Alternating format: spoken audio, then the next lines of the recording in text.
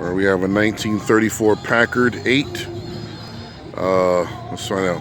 What model number is this? Huh? What model is this? What model? Yeah. Is it Well, one? the name is an 8, Packard 8. All right. It's not Numerically, it's called an 1100. 1100. There you go. There you The go. number you were looking for? Yes, I The saw. 1934 is called the 11th series. Right. Because I saw one at the auction I was at last week. It was a 1936. It was a model 110. Well, a 110 is there.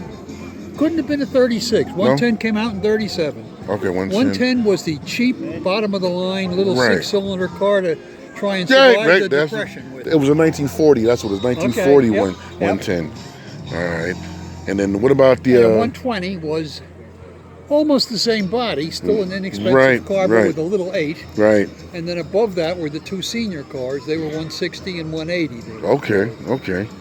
Yeah, because they had two of those. So there were two families, juniors and seniors. Yeah. So at the auction there were two juniors then. There'd be two juniors. Sounds like it. Yeah. And then it was a white one and a blue one. This was Hershey last week? No, this is Carlisle. Oh, Carlisle. Yeah, Carlisle. I've been there a long time. Yeah, there was a 110 and a 120. And they had that same wheel cover. But they had that red hexagon. They brought that out in 1904. Okay. And they used it right up until the last year they were in business.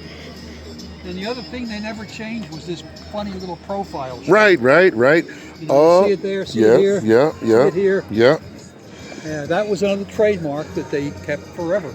I can see that. These open, of course. Oh, those are louvers. Okay. There's a book by William Killikelly about the Packard. He was enamored with the Packard.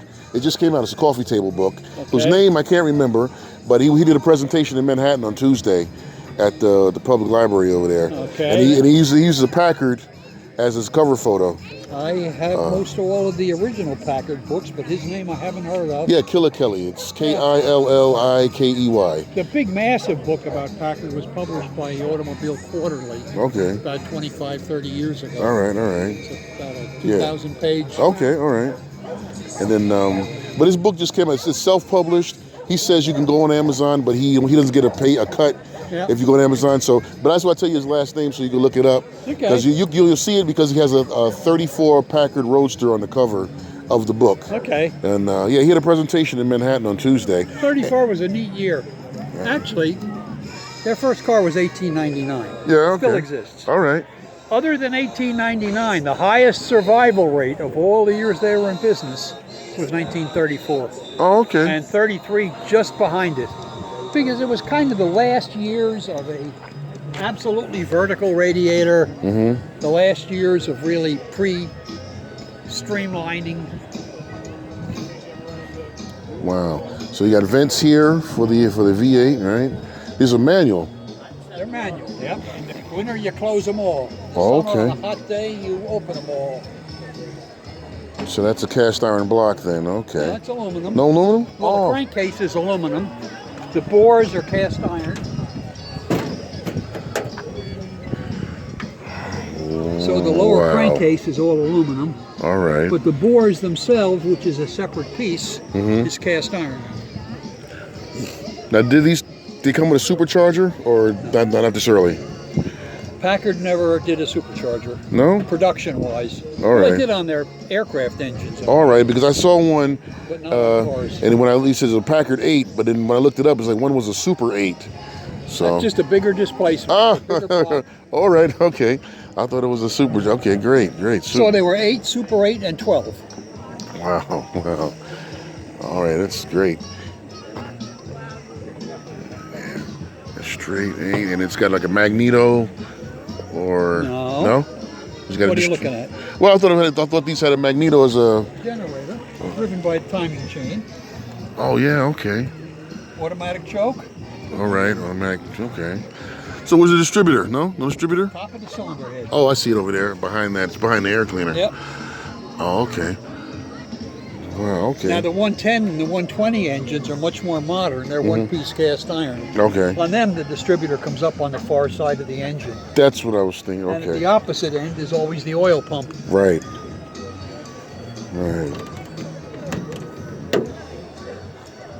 This is super. 1934. That's the year of the car.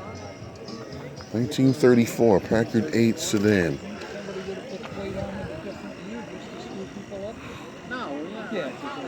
He says this one's the year of most survivors.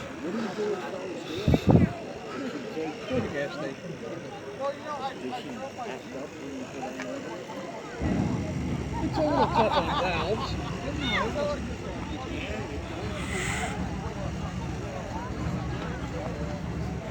So,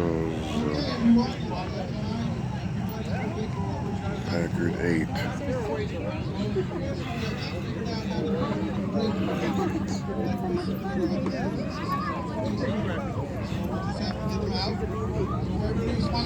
There's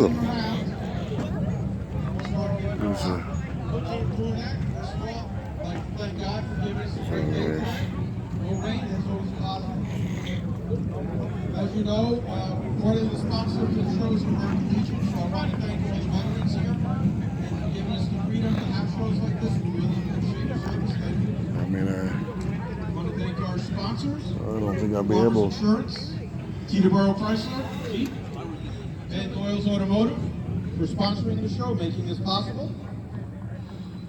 Also want to thank our vendors, our food vendor and our flea market vendors also for helping out. And also want to thank Start 2 Animals for coming today. They said they had a lot of positive leads on getting those animals. So when did Packard, they stopped though? 1958, right? It was around that time? Or 56 was the last Packard built in the Packard plant that was a real Packard. Right. 57 and 58 had a Packard name, but they were Studebakers. Right. Have you been out to the Packard plant out there in Detroit? The plant still, well, it's being torn down as we speak. Yeah, I saw. You don't get an award for this car. I can't get an award. I'm a club member. Oh.